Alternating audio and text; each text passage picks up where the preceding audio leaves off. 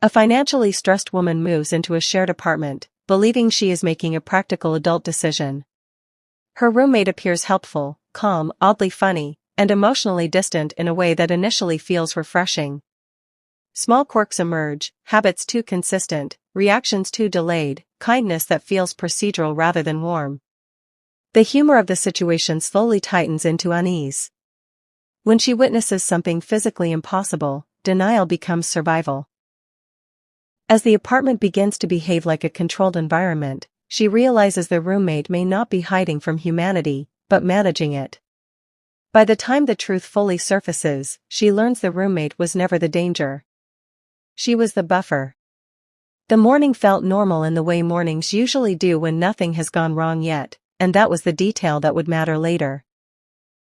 The light entered the apartment at the same angle every day, touching the kitchen counter before reaching the hallway, as if it followed a rule written somewhere unseen. The woman noticed this only because the coffee always tasted slightly stronger when the light hit first, which she found funny and ignored. She brushed her teeth, checked her phone, and laughed at how calm everything felt. Calm felt like success. Calm felt earned.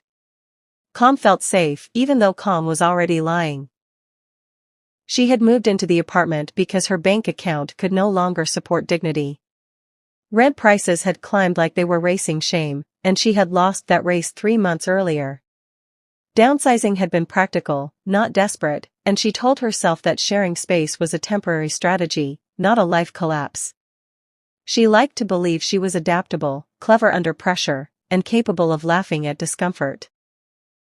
The apartment was old but clean, affordable but strangely well-maintained, and the listing promised quiet energy.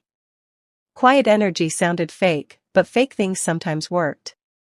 The roommate had been there first, which meant the rules were already set, even though no one had written them down. The roommate was polite in a calm, efficient way that made politeness feel like a function rather than a personality.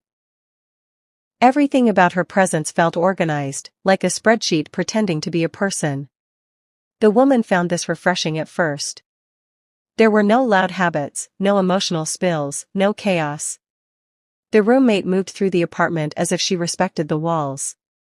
It felt like living with a well-trained appliance that occasionally smiled. The humor arrived naturally, without effort. The roommate woke at the same time every day, showered for exactly 8 minutes, and drank water with a seriousness usually reserved for medicine. She never complained, never rushed, never forgot anything. The woman joked internally that she lived with a human checklist, and the thought made her smile while brushing